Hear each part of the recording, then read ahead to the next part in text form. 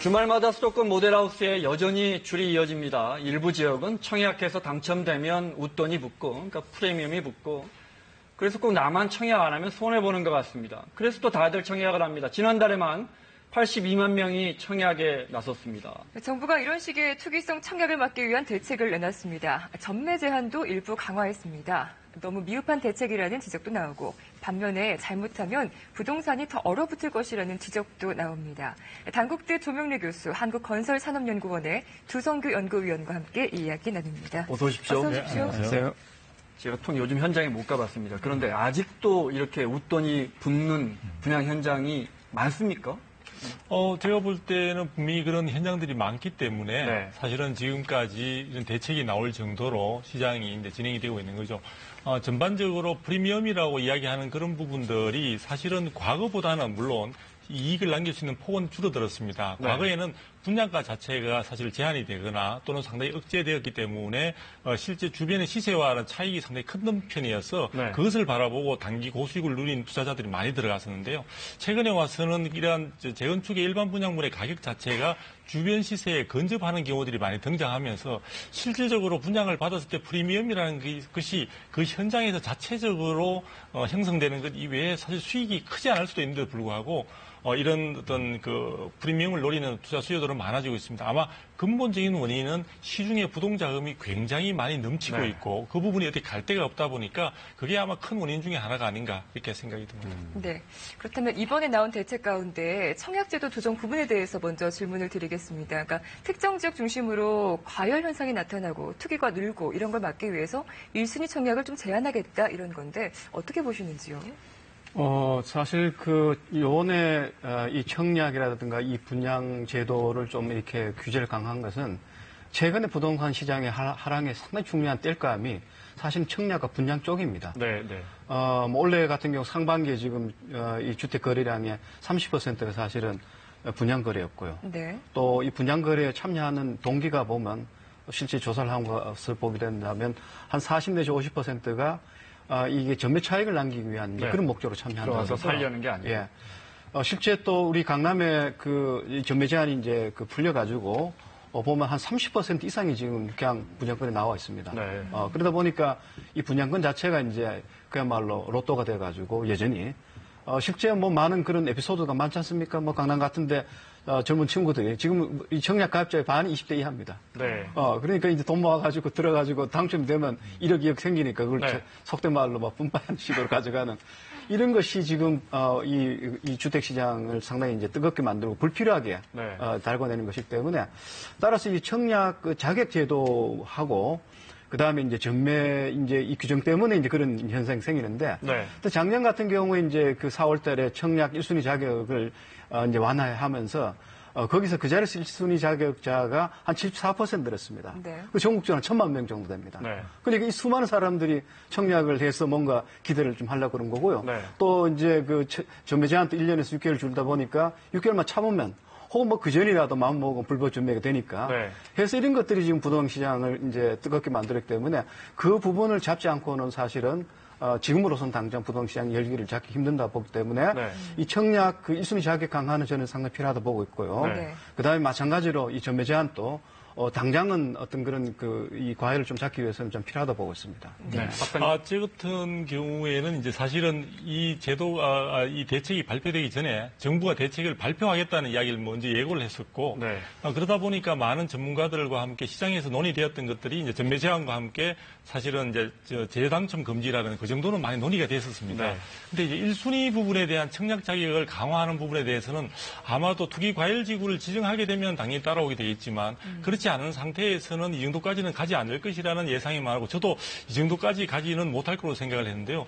중요한 것은 1순위 청약자에 대해서 교수님이 말씀하신 대로 어느 정도 규제의 필요성은 저도 공감을 합니다만 네. 1순위자가 현재 1,000만 명이 넘고요. 네. 원래 사실은 1순위자로 해서 청약에 참가한 그 숫자가 300만 명이 넘는 것으로 보고가 되고 있습니다. 네. 그런 점들을 감안할 때 상당수의 사람들이 이제 갑자기 청약 기회 자체를 박탈당하는 예상하지 못했던 네. 그런 상황이 직면하게 되기 때문에 이게 예측하지 못한 이런 상황을 규제라는 이름의 필요성은 당연히 인정한다 하더라도 너무 당혹스러운 상황으로 만든 것은 아닌지. 그래서 재당첨 금지와 전매 제한 부분에 대해서는 얼마든지 그 부분을 쉽게 납득할 수 있긴 한데 네. 이 1순위자의 청약 자격을 갑자기 1순위자에서 상당히 제약해서 청약의 기회를 박탈하는 부분은 다소 조금 부담스럽게 느껴지는 측면도 있습니다. 네.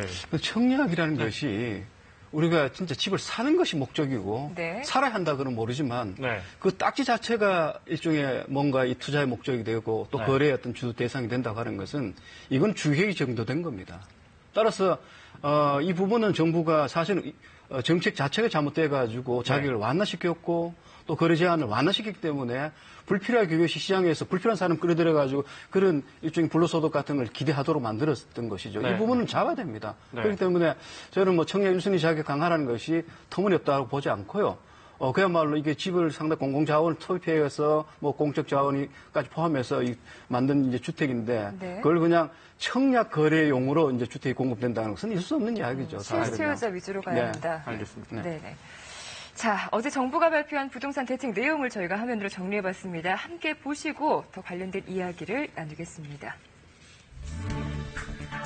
우선 수도권의 경우 서울의 강남 4구와 과천은 분양권 거래가 입주 시점까지 제한됩니다. 공공택지는 서울과 경기도 일부 지역, 세종시 등도 분양권 거래가 제한됩니다. 당첨됐다가 바로 팔지 못하게 하려는 건데요. 이른바 과열지역 정례 타격입니다. 또 함부로 청약을 못하게 제한합니다. 강남 3구와 강동구 과천까지 1순위 자격을 강화하고 한 번 당첨되면 이제 5년간은 청약을 못하게 됩니다. 지금은 1년만 지나면 청약 신청을 또 할 수가 있고 아들, 딸의 청약 통장으로 가족들이 돌려가면서 1순위 청약을 했는데 이제는 할 수 없습니다. 정리를 하자면 강남 3구 등 일부 지역에서 투기적으로 청약을 계속해서 당첨이 되면 되파는 관행을 원천 봉쇄하는 겁니다.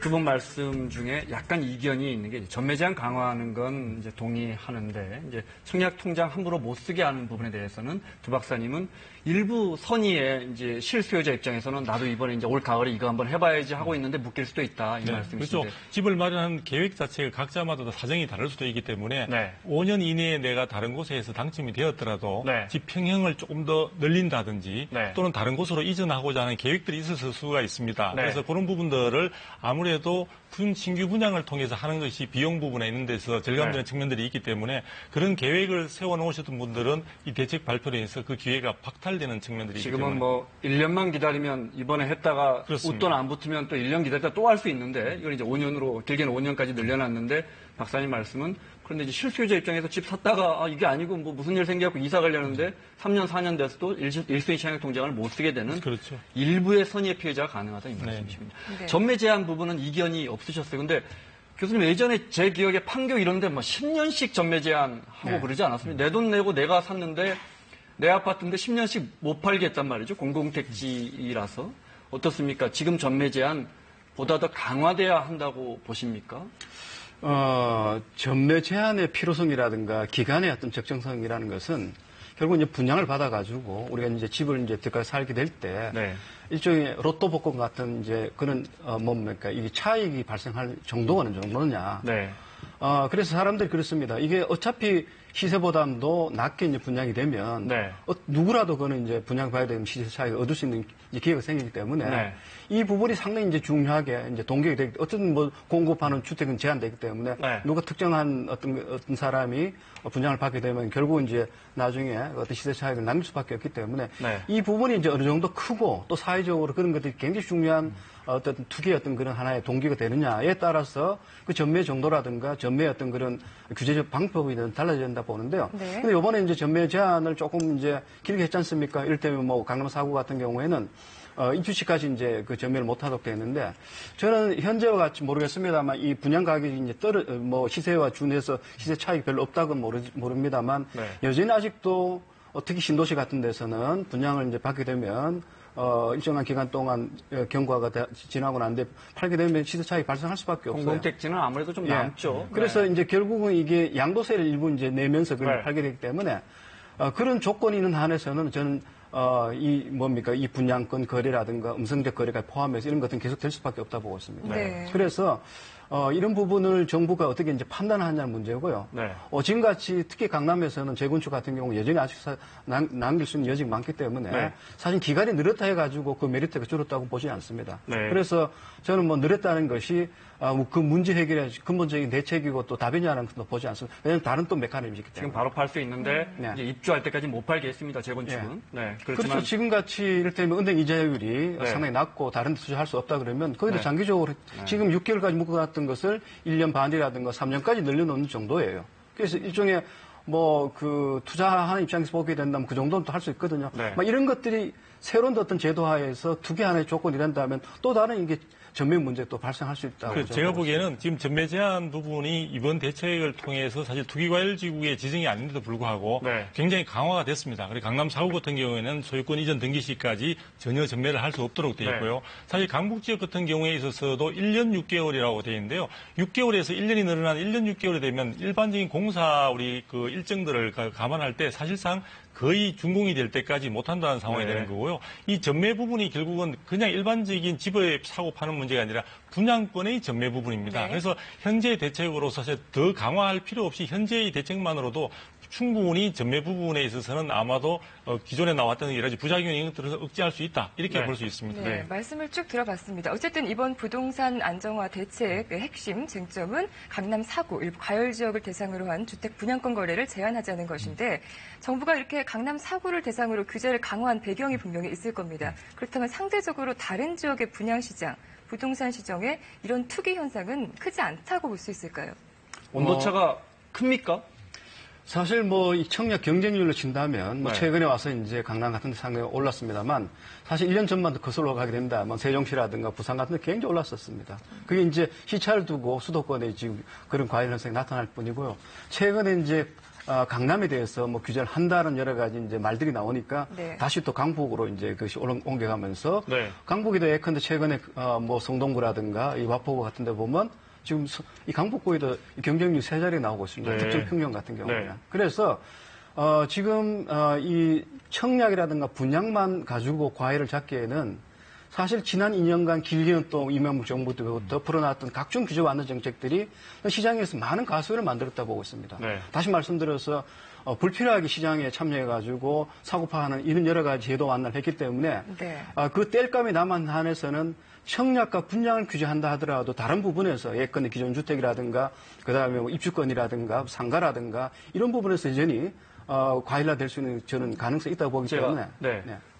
두 박사님께 그럼 제가 더 구체적으로 여쭤보겠습니다. 네. 강남 분명 과열돼 있습니다. 재건축 시장도 수요는 많고 공급은 굉장히 제한적입니다. 네. 근데 앞서 교수님 말씀하신 것처럼 재건축이 땔감이라는 말 제가 공감하는데 네. 재건축 시장이 워낙 뜨거우니까 그게 이제 옆으로 퍼져 나가는데 네. 그 온기가 진짜 수도권 외곽까지 퍼져 있는 건지 아니면 이게 우리가 과장되게 알고 있는 건지 만약에 퍼져 있으면 우려할 만한 상황인지요. 공급이 그렇게 많이 지속돼 왔는데.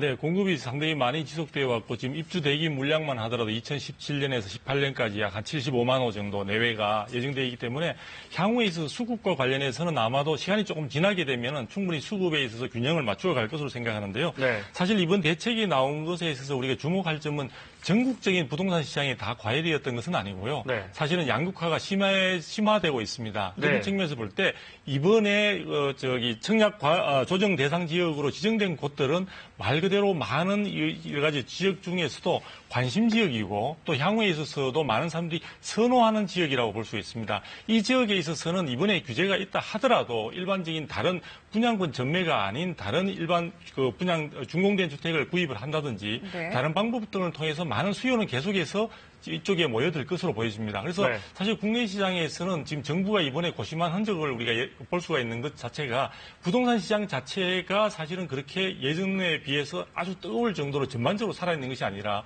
이번에 대상 지역으로 지정된 곳에 국한되어서 사실은 지나치게 단기간에 과열된 측면들이 있기 때문에 네. 이런 부분들을 전체적인 부동산 시장에 옮기는 유지하면서 과열된 부분들에 대한 열기를 낮추는 사실 합리적인 선으로 나름대로 고민한 흔적이 이번에 대책으로서 연그러진 것이 아닌가 이렇게 보여집니다. 그러면 수도권 외곽 질문을 계속 드리겠습니다. 네네. 그러면 시흥, 평택, 파주, 네.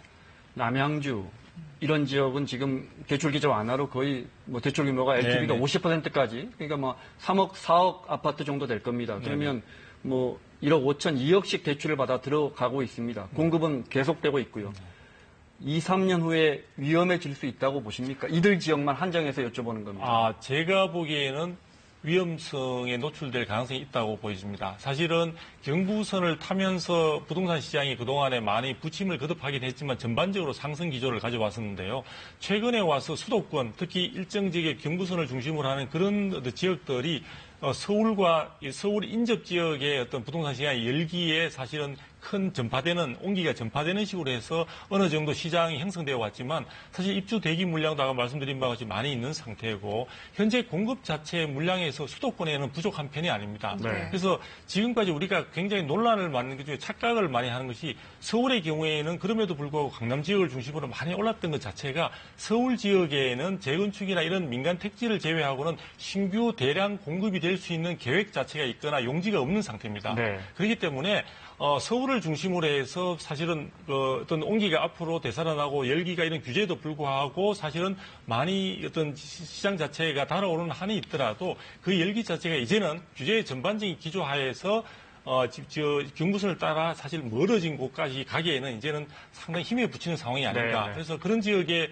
사실 투자를 계획하시거나 주택 구입을 생각하시는 분들은 조금 더 조심스럽게 신중해야 한다. 지켜볼 네. 필요가 있습니다.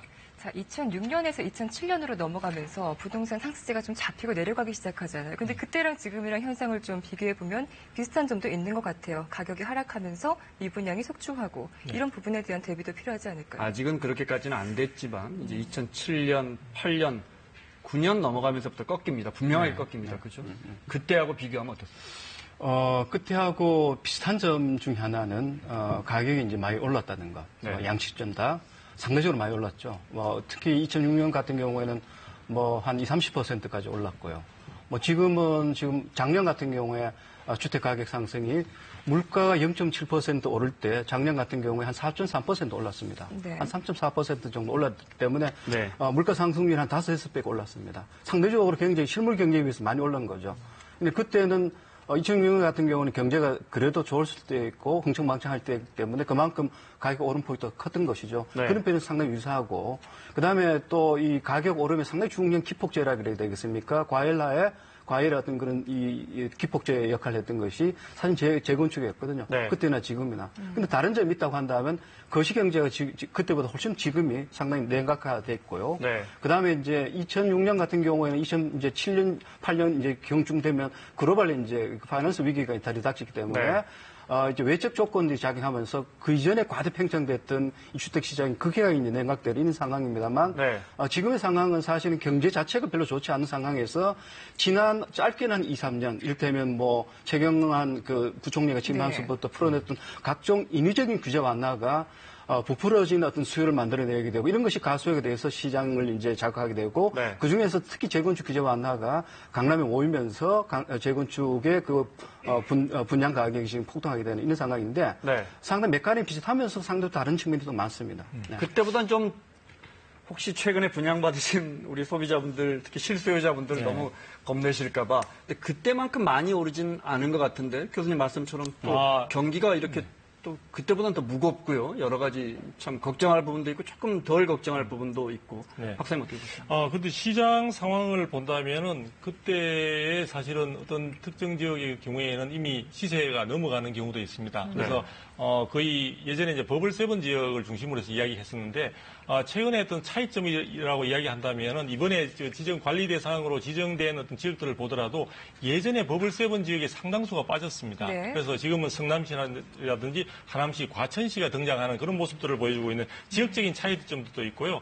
또 그때와 다른 점은 이번에 사실 이렇게 부동산 시장의 불안 요인으로 크게 작용하는 것의 그 가장 기본적인 바탕에는 뭐가 있냐면 저금리 기조의 지속이라는 측면이 있습니다. 자, 그 부분이 현재 미국의 금리 인상 부분이 예상되고 있고 하긴 하지만 아직까지 현실화되지 못했고 이번에도 우리 금융위원회에서 사실은 이제 동결하는 그런 상태를 보여주고 있는데요. 네. 현재 저금리 기조 하에서 시중에 풍부한 부분들에 대한 부동자금에 대한 정부의 상당히 부담이 큰 상태인데 8.25 대책 등을 통해서 가계부채와 관련된 우려 사항들은 어느 정도의 조치를 했다고 지금 보여지는 상황에서 정부가 생각하기에는 나머지 부동자금의 부동산 시장에 있어서의 왜곡 현상을 아무래도 어느 정도 조금 조치를 할 필요가 있다. 네. 그래서 이번에 대책이 나온 것으로 보시면 될 것 같습니다. 그런데 네. 중요한 부분은 이런 상황들을 통해서 부동산 시장의 경기의 큰 흐름은 닫히지 않으면서 지금까지 왜곡되었고 과열됐던 지역을 갖다가 조금 치유한다는 측면에서 내놓긴 했지만 네. 이런 부분들에 대한 지속성에 대해서는 사실은 아직까지도 조금 더 지켜봐야 될 부분이기 때문에 네. 우리가 향후의 상황에 있어서 단정하기는 좀 어려운 것 같습니다. 전문가들에 의하면 지난해 그리고 올해 물량이 쏟아지면서 그 공급감에 의한 그 입주 대란이 1, 2년 후에는 나타날 것이다라고 예견 아닌 예견을 하고 있는데 그렇게 되면 이제 역전세 나는 문제가 되고요. 가격 하락도 문제가 될 수 있을 테고요. 지금 어떻게 진단을 하고 계십니까? 저는 그 내년에 이제 그 공급량이 실제 우리 정부가 책정한 적정 공급량을 한 1.5배 정도 초과할 것을 보고 있습니다. 정부가 책정한 이제 연간 공급량이 대개 한 40만 채가 안 됩니다. 그런데 이제 내년쯤 되면 한 1.5배니까 한 60만 호, 그러니까 이 아파트뿐만 아니라 다 포함해서 되는데 그와 같이 공급이 는 까닭은 그 또한 제가 앞에서 말씀드렸던 규제 완화 정책의 이제 결과입니다. 규제 완화가 되면서 거래가 활성화되고 과수요가 이제 발생이 되면서 이 수요 부분뿐만 아니라 이 공급 부분도 이 수요가 느니까 또 공급이 늘어나는, 인허가가 늘어나는 네. 이런 이제 꼴이 됐는데 문제는 지금 그동안에 이제 과수요가 정책적으로 이제 이렇게 대표가져 나온 것들이거든요. 그런데 내년에 이제 이를테면 1.5배에 해당하는 이 공급이 나왔을 때 네. 과연 수요가 어떻게 뒷받침 될 것인가? 과연 지금까지 썼던 정부의 네. 이 수요 진작 정책이 계속 작동할 것인가? 라고 본다면 저는 그렇게 따라가지 못하고 본다고 보고 있고요. 네. 그다음에 경제도 별로 안 좋고요. 입주 대란이 예. 나올 가능성이 저는 상당히 있다. 있기 때문에 지금쯤은 사실은 정부를 우리 시장을 훨씬 더 이 실수의 중심으로 가져가야 미리 이제 시장을 예측 가능하게 우리 가져갈 수 있기 때문에 충격을 네. 완화시킬 수 있는데 이번 대책이 그런 면에서 본다면 청약과 분양 정도로 잡는 것이기 때문에 여전히 과도하게 발생하고 있는 과수요, 특히 뭐 특정 부분으로 몰리는 네. 이런 것들을 잡지 못하기 때문에 내년에 다가올 수 있는 현실적인 이 공급 대란이 훨씬 더 큰 충격으로 올 가능성이 더 많다고 보고 있습니다. 박사님 말씀 마무리로 들어야겠는데요. 네, 그 입주 대란의 가능성은 저도 사실 공감을 하고 있습니다. 지금 많은 입주 대기 물량 자체에 대해서 해석의 어떤 부분의 전문가들 사이에도 좀 의견이 나누어지는데요. 네. 한편에서는 기존 우리가 글로벌 금융 위기 이후에 사실 주택 공급이 상당히 축소가 됐었기 때문에 그 부분들에 부족했던 어떤 수요들을 갖다 충족시킬 수 있다는 것으로 크게 충격을 받지 않을 것이라는 전망이 있는가 하면은 사실 교수님처럼 사실 굉장히 입주 대란이 우려된다는 상황들이 있고요. 또 지방의 경우에는 입주 대란이 이미 시작된 대구 지역이나 이런 경우에는 상당히 가격 하락폭이 크다는 그런 부분도 나타나고 있습니다. 그래서 단정적으로 얘기하기 힘들겠지만 지금 상태의 입주 대란의 가능성에 대해서는 저도 부인하지는 않겠습니다. 그러나 이 부분들을 지나치게 위험스럽게 생각하기보다는 조금 네. 시장 상황에 따라서는 그런 부분들을 흡수할 수 있는 여지도 부동산 국내 시장은 있지 않을까 싶습니다. 네. 자, 당국대 조명래 교수님 그리고 건설산업연구원의 두성규 연구위원과 함께했습니다. 고맙습니다. 네, 감사합니다. 말씀 잘 들었습니다.